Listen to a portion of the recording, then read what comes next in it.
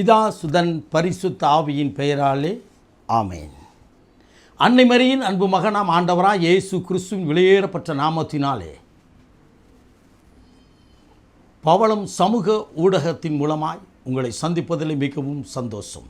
எனக்கு அருமையானவர்களே, தூத்துக்குடி மறைமாவட்டம் லைன்ஸ்டோன் பங்கில் இயங்கிக் கொண்டிருக்கிற அன்பினேசு நற்செய்தி ஜபக்குழுவின் சார்பிலும் ஜபக்குழு குடும்பங்களின் சார்பிலும் அன்பின் நல்வாழ்த்துக்களை தெரிவித்துக் கொள்கிறேன். எனக்கு அருமையானவர்களே, ஒருவர் முகத்தை ஒருவர் காணும்படியாய் ஒன்றாய் கூடி ஜெபிக்கும்படியாய் அருள்நாதர் இயேசு எனக்கு இந்த நல்ல ஒரு வேலையை தந்திருக்கிறார். இந்த புதிய நாளிலே உங்களை சந்திப்பதிலே மிகவும் சந்தோஷம். எனக்கு அருமையானவர்களே, இன்றைக்கும் ஆவியானவர் கரத்திலே நாம் கொடுப்போமா? ஆண்டவர் இந்த வார்த்தையை ஆசீர்வதிக்கும்படியா, இந்த வார்த்தை ஆண்டவருடைய வல்லமையின்படி, பரிசுத்த ஆவியின் வல்லமையின்படி வெளிப்படும்படியாய், பரிசுத்த ஆவியை நடத்தி தரும்படியாக நாம் ஜெபிப்போம். அன்பின் பரலோக பிதாவே, இந்த அற்புதமான இந்த நாளுக்காய் மக்கு நன்றி செலுத்துகிறோம். அப்பா, உம்முடைய திருமகனாய இரட்சகர் இயேசு கிறிஸ்துவின் வெளியேறப்பட்ட நாமத்தினாலே பரிசுத்த ஆவியின் வல்லமையை கொண்டு ஜெபிக்கிறோம். தகப்பனே, இன்றைக்கும் உம்முடைய வார்த்தையை தியானிக்கும்படியாய் நாங்கள் உமக்கு முன்னதாய் நிற்கிறோம். பரிசுத்த ஆவியானவர்களை நடத்துவீராக. என் சுய ஞானமோ சொந்த பலமோ மாமிச புயமோ வெளிப்படாதபடி தேவ ஆவியான வெளிப்படையினை முற்றிலும் அர்ப்பணிக்கிறேன். தரை மட்டும் தாழ்த்தி ஒப்பு கொடுக்கிறேன். துதி கன மகிமை எல்லாவற்றையும் உமக்கே செலுத்துகிறோம். நீர் பேசும் நாங்கள் கேட்கிறோம். இயேசு இரட்சகரின் வெளியேறப்பட்ட நாமத்தில் ஜெபிக்கிறோம் ஜீவனுள்ள நல்ல பிதாவே, ஆமேன் ஆமேன். நாம் யாவரும் ஆண்டவருடைய சமூகத்தில் நிற்கிறோம் என்ற உணர்வோடு, வானமன சிங்காசனம் பூமி என்னது பாதப்படி என்று சொன்னாரே, அவர் பாதத்தில் நிற்கிறோம் என்ற உணர்வோடு நம் ஆவியானவர் பாடலை நாம் பாடுவோமா? கற்று தந்து நடத்துகிறீர், என்னை கண்டித்து உணர்த்தி போதிக்கின்றீர். கற்று தந்து நடத்துகிறீர், என்னை கண்டித்து உணர்த்தி போதிக்கின்றீர். ஆவியானவரே, தூய ஆவியானவரே, ஆவியானவரே, தூய ஆவியானவரே, கற்று தந்து நடத்துகிறீ, என்னை கண்டித்து உணர்த்தி போதிக்கின்றீ. கற்று தந்து நடத்துகிறீ, என்னை கண்டித்து உணர்த்தி போதிக்கின்றீ. ஆவியானவரே, தூய ஆவியானவரே, என்றென்றைக்கும் எங்களுடன் எப்போதும் கூட இருக்கின்றீர். என்றென்றைக்கும் எங்களுடன் எப்போதும் கூட இருக்கின்றீர். சத்திய ஆவியானவரே, சாட்சியாய் வாழ செய்பவரே, சத்திய ஆவியானவரே, சாட்சியாய் வாழ செய்பவரே, கற்று தந்து நடத்துகிறீ, என்னை கண்டித்து உணர்த்தி போதிக்கின்றீ. ஆவியானவரே, தூய ஆவியானவரே, போதிக்கின்றி சத்தியங்களை, நினைவூட்டுகின்றி வசனங்களை, போதிக்கின்றி சத்தியங்களை, நினைவூட்டுகின்றி வசனங்களை, அனைத்தையும் சொல்லி தருகின்ற ஆலோசகரே நீதானையா.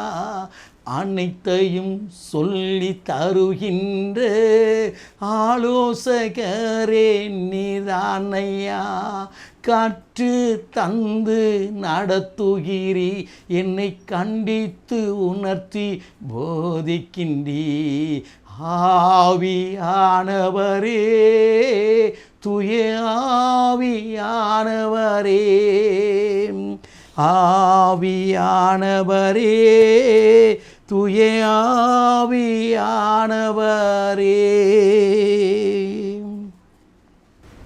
எனக்கு அருமையானவளே, இறைவார்த்தைக்கு நேராய் கடந்து வருவோமா?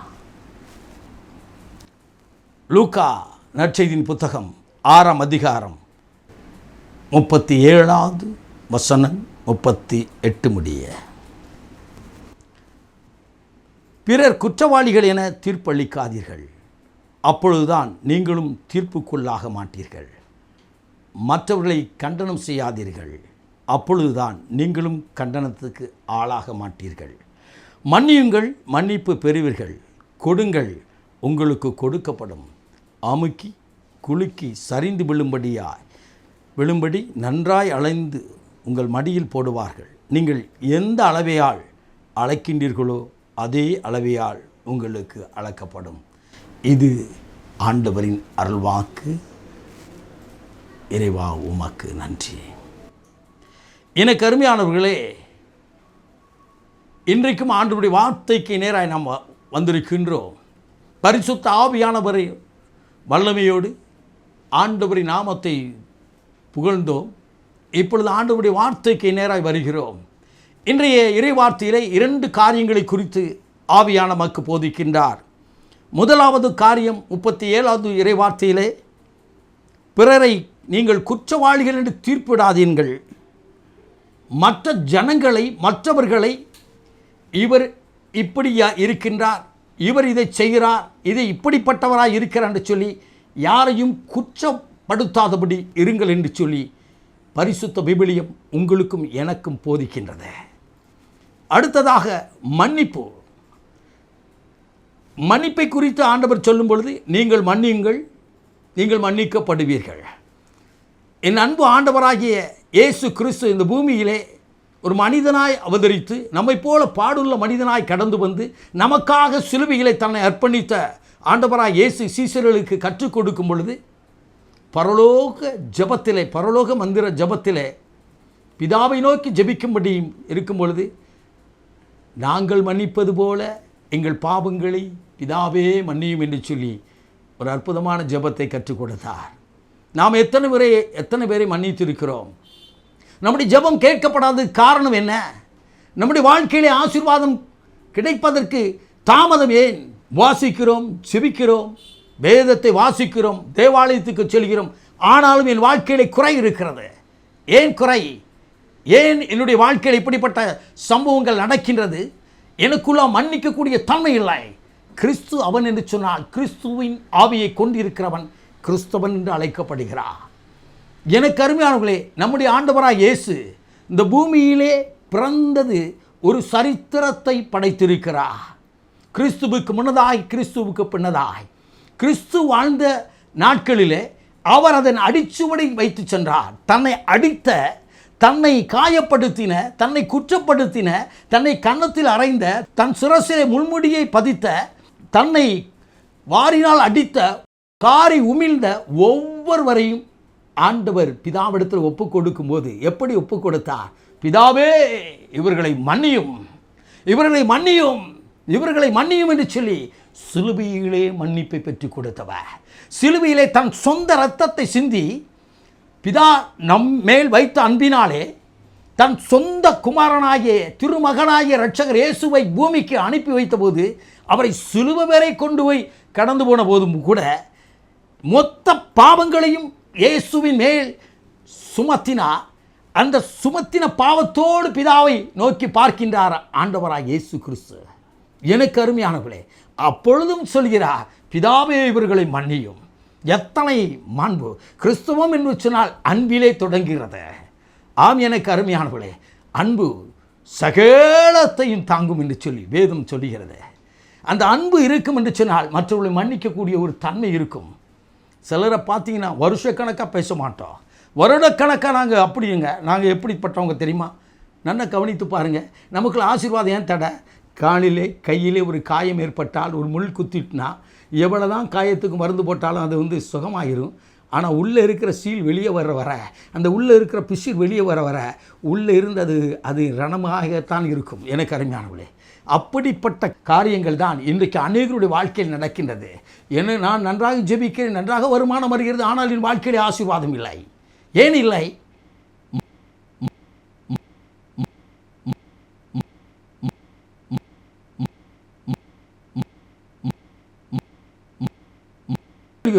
ஆனால் எனக்குள்ளாய் அந்த ஆண்டவர் வருவார் என்று சொன்னார், எனக்குள்ளாய் இந்த அருள்நாதர் இயேசு இருப்பார் என்று சொன்னார்.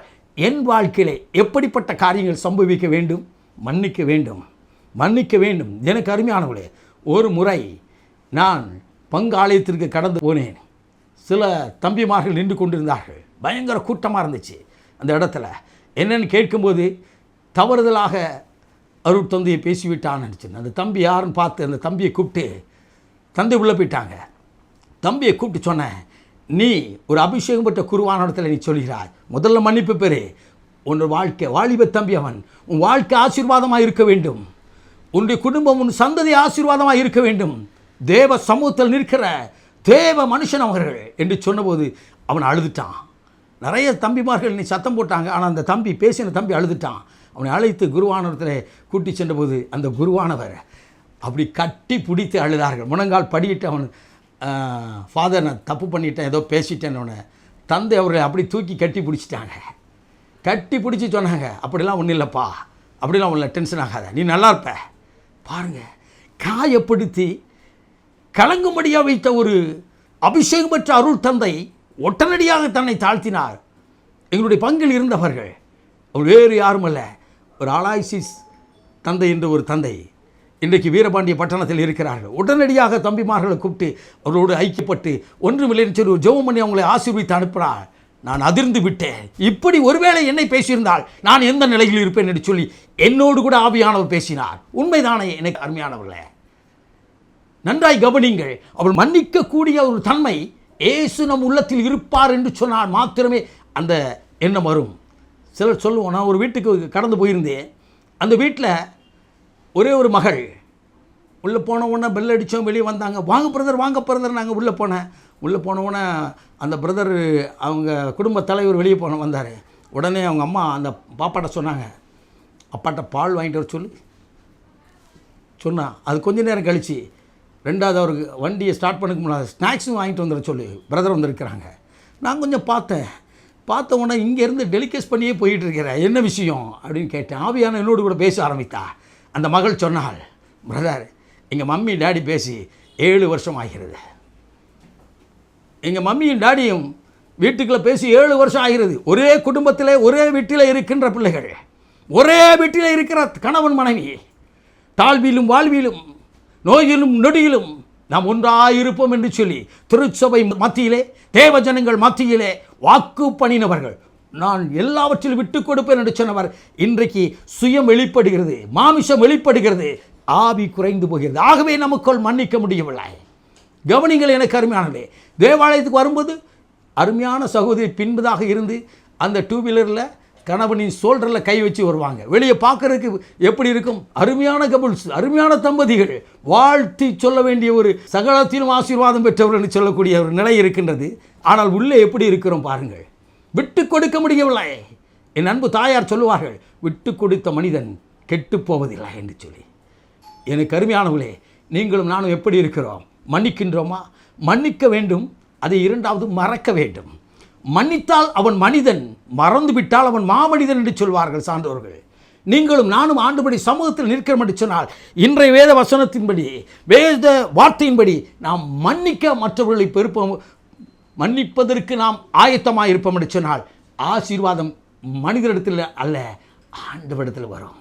சிலுவையிலே பரிதாபமாய் தொங்கின என் அன்பு ஆண்டவர், அலங்கோலமாய் அரை நிர்வாணமாய் பரிதாபமாய் தொங்கிக் கொண்டிருந்த அன்பு ஆண்டவர் சிலுவையில் நின்று சொன்னார், பிதாவே இவர்களை மன்னியும். எத்தனை ஒரு அன்பு பாருங்கள். தான் அடிக்கப்பட்ட ஆட்டுக்குட்டி போல இழுத்து செல்லப்பட்ட தெய்வம் அவர் தொங்குகின்ற தன் ஜீவனை விடுவதற்கு முன்னதாய் நமக்கு ரட்சிப்பை கொடுக்கும்படியாய் அன்பினாலே தன் சொந்த மகனை அனுப்பி வைத்தாரே பரிசுத்த பிதா. அந்த மகனாகிய திருமகனாய் இயேசு சிலுவையில் என்று சொல்கிறார், பிதாவே அப்பா இவர்கள் அறியாமல் செய்கிறார்கள், இவர்களை ஒரு விசை மன்னியும். எத்தனை அன்பு பாருங்கள். சிலுவையிலிருந்து தான் அன்பை கொடுத்தார், சிலுவையிலிருந்து தான் ரட்சிப்பை கொடுத்தார், சிலுவையிலிருந்து தான் மன்னிப்பை கொடுத்தார், சிலுவையிலிருந்து தான் ஆசீர்வாதத்தையும் கொடுக்கிறார். ஹல்லேலூயா. சிலுவை ரட்சிப்பின் அடையாளம் மாத்திரமல்ல, உங்களுக்கும் எனக்கும் அது ஆசீர்வாதத்தின் அடையாளம், வெற்றியின் அடையாளம். ஹல்லேலூயா. நீங்களும் நானும் கிறிஸ்தவன் என்று சொல்கிறோம். நம்மிடத்தில் மற்றவர்களை மன்னிக்கக்கூடிய ஒரு தன்மை இருக்கும் என்று சொன்னால் நம்முடைய வாழ்க்கை உயர்ந்திருக்கும், நம்முடைய வாழ்க்கை ஆசீர்வாதமாக இருக்கும். நீங்களும் நானும் ஆண்டவர் சமூகத்தில் நிற்கும் போதே இந்த நமக்குள்ள அந்த கசப்பை வைத்திருக்கும் போதே ஆசீர்வாதம் வராதுங்க. ஆண்டவர் கொடுக்கிற ஆசீர்வாதம் 100% வர முடியாது. அப்படியானால் நாம் மற்றவர்களை மன்னிப்போம் என்று சொன்னால் நம்முடைய குற்றம் குறைகளை ஆண்டவர் மன்னிப்பார். அது மாத்திரமல்ல, நாம் நம்முடைய பிள்ளைகள் மத்தியிலே, நம்முடைய குடும்பத்திலே மற்றவர்களை மன்னிப்பதை நம்முடைய பிள்ளைகள் பார்ப்பார்கள். எத்தனை பெரிய காரியங்கள் செய்தும் நம்முடைய டாடி, நம்ம மம்மி, நம்முடைய அம்மா அப்பா இவர்களை மன்னித்து ஏற்றுக்கொண்டிருக்கிறார்களே, அப்படி என்று அவர்கள் மனம் மாறுவார்கள். நாம் கிறிஸ்துவுக்குள்ளாய் வரும் பொழுது, ஆண்டவருக்குள்ளாய் வரும் பொழுது, இந்த நாள் நாம் அநேகரை நான் மன்னிக்கிறேன் என்று சொல்லி உங்களை அர்ப்பணிப்பீர் என்று சொன்னால் இன்றைக்கு ஆசீர்வாதம் உங்களை தேடி வருவதை நீங்கள் காணப்போகிறீர்கள். நாளையோ நாளை மறுநாளோ, அடுத்த வாரமோ, அடுத்த மாதமோ, அடுத்த வருடம் அல்ல, இன்றைய ரட்சிப்பினால், இன்றைய ஆசீர்வாதத்தினால், அந்த ஆசீர்வாதத்துக்காய் இன்றைக்கு நாம் ஜெபிக்க போகிறோம்.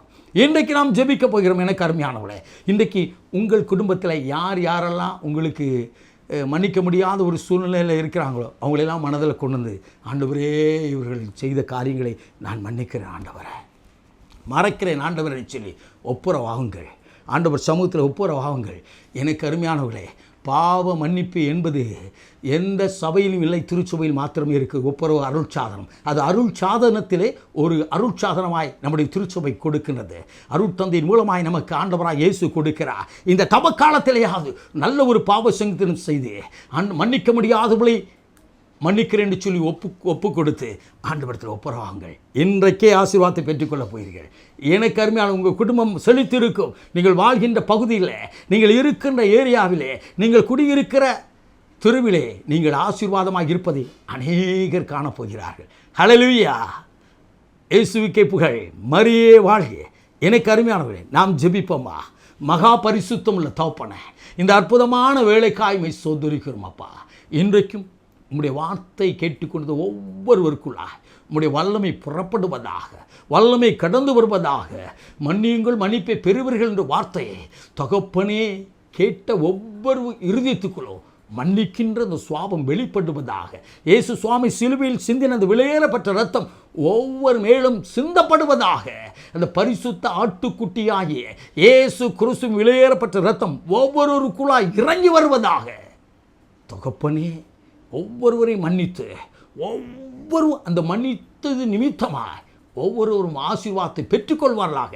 விசேஷித்த விதமாய் ஆண்டவரே, கற்பத்தின் கனிக்காய் கலங்கி கண்ணீர் வடித்து கொண்டிருக்க ஒவ்வொரு பிள்ளைகளையும் ஆசீர்வதிப்பீராக. அடைக்கப்பட்ட கற்பவாசல்கள் திறக்கப்படட்டும் ஆண்டவரே. கப்பல் வேலை, கம்பெனி வேலை, ஆசிரியர் வேலை, நர்ஸ் வேலை என்று சொல்லி ஆண்டவரே வேலைக்காய் முயற்சி செய்கின்ற என் அன்பு பிள்ளைகளை ஆசீர்வதிப்பீராக. தகப்பனே, இந்த தவ காலத்தில் யாரிடத்தில் அவர்கள் தகப்பனே அவர்கள் மனம் கசந்து இருக்கிறார்களோ அவர்கள் நினைவில் நிறுத்தி உம்முடைய சமூகத்தில் நின்று மன்னிப்பை கோருகின்ற இந்த வேளையிலே பரலோகம் திறந்து ஆசீர்வதிப்பீராக. சிலுவையிலிருந்து ஆசீர்வாதம் வருவதாக. நீர் உயிரோடு கூட இருக்கிறதை விளங்க பண்ணுவீராக. அவர்களுக்கென்று ஒரு திறந்த வாசலை வைத்திருக்கிறேன் தகப்பனே. ஒருவரும் பூட்டக்கூடாதபடி திறக்கிறவர், ஒருவர் திறக்க முடியாதபடி பூட்டுகிறோமாகிய தேவன் உம்முடைய ஜனத்திற்கென்று ஒரு திறந்த வாசலை வைத்திருக்கிறபடினால் உமக்கு நன்றி செலுத்துகிறோம். நன்றியோடு துதிக்கிறோம் அப்பா. ஒவ்வொருவரும் அவர்கள் நினைப்பதற்கு வேண்டுவதற்கு மேலான ஆசீர்வாதங்களை வேலைகளை பெற்றுக்கொள்வார்களாக. கடன் பாரத்தோடு கண்ணீரோடு இருக்கிற பிள்ளைகள் தகப்பனே புதிய வழிகள் திறந்து ஆசீர்வாதத்தை பெற்றுக்கொள்வார்களாக.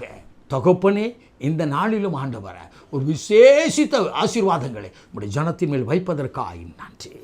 எந்தெந்த ஜனங்களாம் இந்த வார்த்தைக்கு அர்ப்பணித்திருக்கிறார்கள், காண்கின்ற கேட்கின்ற ஒவ்வொரு உள்ளங்களிலும் பரிசுத்த ஆவியான வாழுக செய்வீராக. நீர் கற்றுக் கொடுத்து வழி நடத்தோ, ஆசீர்வதியும், ஆளுக செய்யும். இன்றைக்கே அற்புதங்களை பெற்றுக்கொண்டபடினாலும் உமக்கு நன்றி செலுத்துகிறோம். எல்லா மகிமையும் இயேசு ஒருவருக்கே செலுத்துகிறோம். துதி கன மகிமை எல்லாவற்றையும் உமக்கு செலுத்துகிறோம். என்னையும் எங்களையும் தரை மட்டும் தாழ்த்தி ஒப்பு கொடுக்கிறோம். இயேசு கிறிஸ்துவின் விலையேறப்பட்ட நாமத்தில் ஜெபிக்கிறோம். ஜீவனுள்ள நல்ல பிதாவே, ஆமேன். ஆமேன். ஆமேன்.